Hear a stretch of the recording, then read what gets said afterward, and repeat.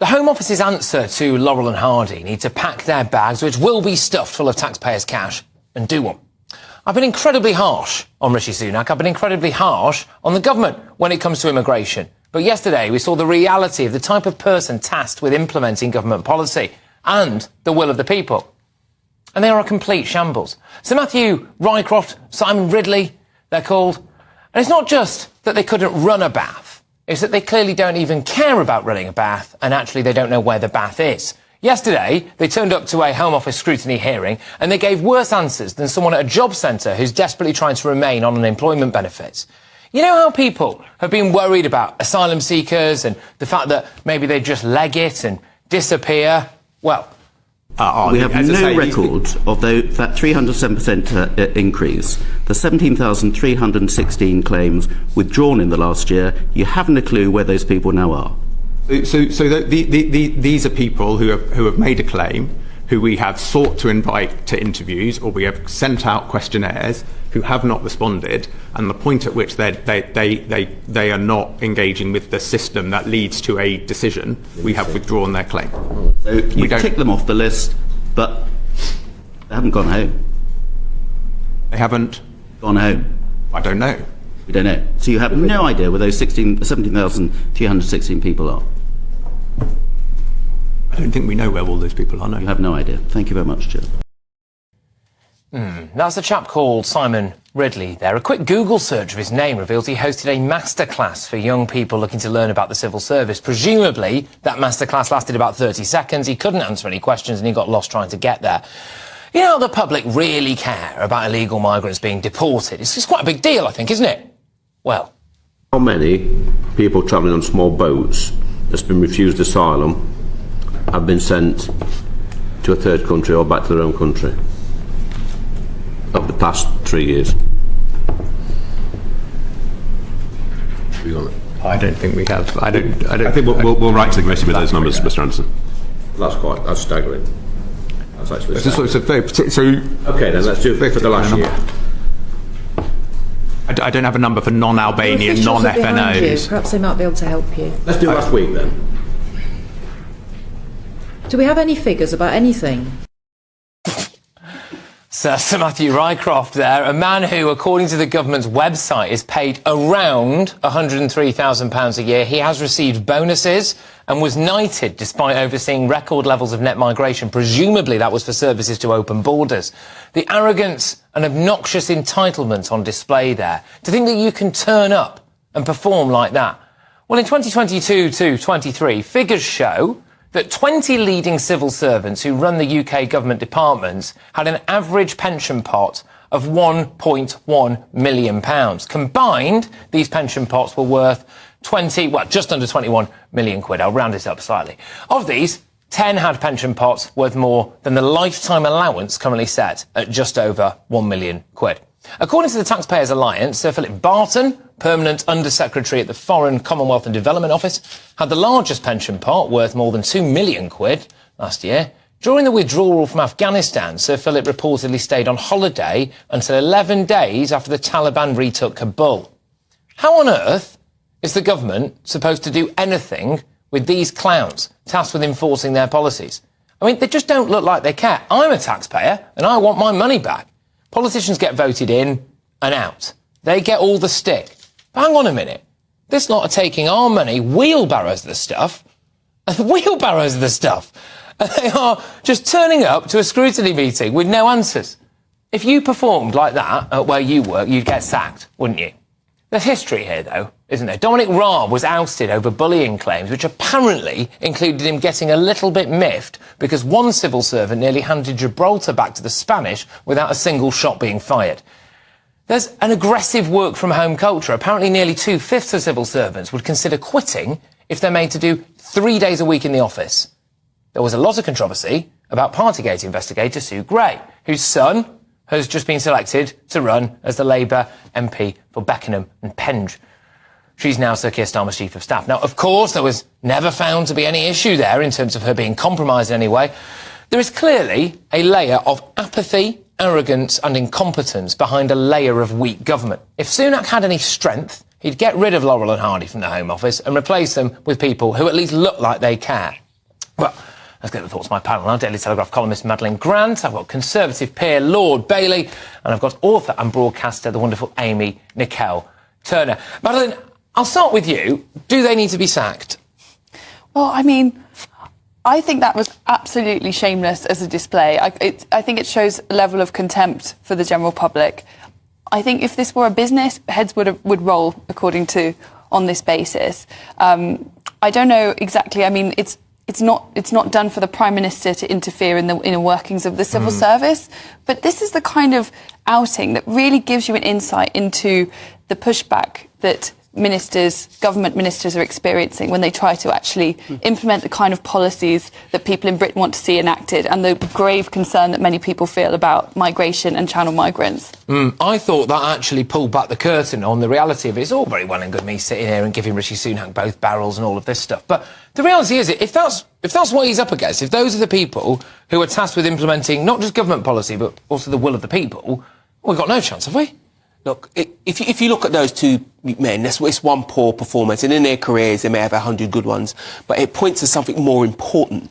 It's politicians that we give all the ire to, and the civil service skate by. Now, there's vast parts of civil service that work brilliantly, but there's clearly some problems here. But it looks to me that the civil service are beyond reproach. Who is watching the watchmen?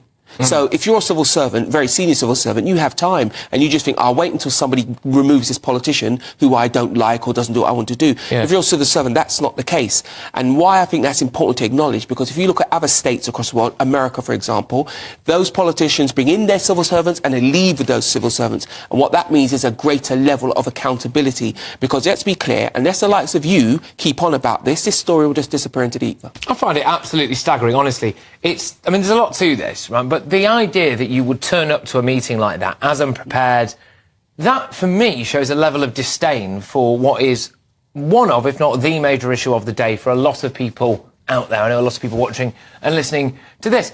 Amy, what did you make of that, then? Do you think that they should go as a result of this? I think you've picked the wrong villain here. Oh. I've seen plenty more ministers turning up to committee meetings. I'll name one, Suella, when she was asked to simply cost the Rwanda deal, and she simply couldn't. She couldn't do it. She couldn't present the figures. I think it's incredibly important to note that we always cherry pick out the civil servants who earn these great big pensions. Your average civil servant is just about scraping by. It's really unfair to characterise them as these moneyed. We always like to think of them at home, working from home on their pelotons, that sort of image. And really, a lot of them are working incredibly hard to take policies that can't be implemented, are completely impractical, and they can see that, and they're just... Here's an excuse for not knowing this. See, this is the thing, right? You know, to not be able to answer basic questions, for me, just shows you, in my view, you don't care. The bottom line is this. So we've talked about ministers failing, but if you're a punter and you look at the people behind the ministers, it starts to answer some questions for you. And let's be clear, vast parts of the civil service are just normal working people, but their pensions are still quite far ahead of normal ordinary people. The civil service should be rewarded properly, but they should also work properly. The aggressive work from home culture is beginning to show itself in a lack of... But it's just frustrating when you blame terrible, impossible, impractical government policy on civil servants. It's not impractical to know how many people have been... I think that the idea that you would have 70,000 asylum seekers who, for whatever reason, their claims don't progress any further, they don't have any claim to be in the country any longer, and they just literally disappear, and no one knows where they are, no one is keeping tabs on them, and then they turn up to a committee unable to answer the most basic questions about their own brief. Imagine if you were the CFO of a company and you went to like an AGM and you couldn't tell the shareholders like what your annual revenue was. I mean, it's that equivalent of something so basic. Is there something more sinister going on? And, you know, we're going to get both sides of this, but is this a lot of people in the civil service who have got an anti-Tory bias? Are they actively not working towards it? Maybe they think, look, Rishi's only got... It's been a circus, and Rishi's only got a year and a bit left. I can't be bothered to do any of this stuff. I don't know. What do you think? I think that might be part of it. I also just think that there's a real problem of the civil service has really departed from its original mentality of understanding that things could be apolitical and that you had a duty. And of course, when a government is weak, I think the civil service and, for want of a better word, the blob will kind of expand to fill that void. The blob does quite well in chaos, and we've had a lot of turnover of prime ministers in the last few years. That's what... There can't be great morale if you're constantly being berated and called the blob. But maybe you should be... But then you recognise you see surely stuff they're like supposed to go hand in hand. The thing is with the blob is that I know it's not an ideal word, but then you read about stuff like that we're going to be talking about a story shortly, in which it became clear that Steve Barclay had various proposals to try to reduce the numbers of migrants. Those proposals were outrageous. This is an important thing. That's an example of an impractical policy. The civil servant doing its job. No, it's not. That's actually wrong. It's not their job. The civil service should be invisible. They should not have an opinion one way or the other. No, they should just act. No opinion, but they have to look at whether it's possible to implement the practicalities. We have political systems to do that. I sit in one every day. Yeah, I sit in one. The civil service, right, are becoming an activist service, and that's where the problem lies. They check. If the civil service are asked to do something and it works out badly, but they carried it out to the letter, they can quite happily point fingers at politicians. But if you look what happened to Amber Rudd, for instance, it starts to show you that some people in the civil service are acting. But they've got to look at the feasibility, so look, the legality. Dominic Raab as well, I mean, some of the things that ended up doing for him were him, I would argue, getting quite rightfully frustrated at stuff not getting done. And when you look at some of the potential mistakes that were in there, this idea that, Gibraltar might have been handed back to the Spanish without a shot being fired. I mean, I get angry. But they're being put forward these unfeasible, often illegal, completely impractical policies, so they're not going to be able to push them through and work on them. They're impossible to work on. Simply not correct. For instance, if it might be correct in terms of Rwanda. That's a good one. The dependence that you were talking about, unethical.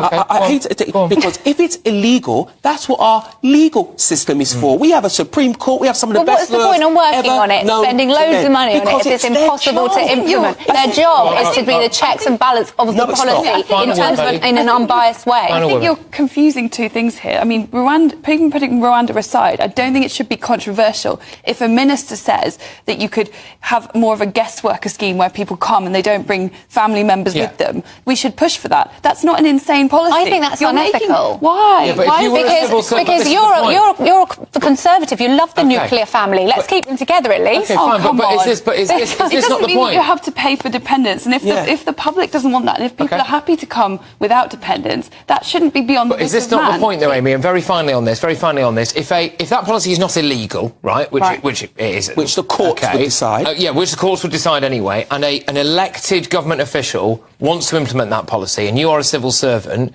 you shouldn't really say, well, I'm morally opposed to it, so I'm not going to do it. No, it's not morally opposed. It's from a completely neutral, impartial, apolitical way to say that is unethical. No, I'm not. No, if you use the word... Hold on. The word ethic means you've had an opinion. The only people who have an opinion are the politicians and the law.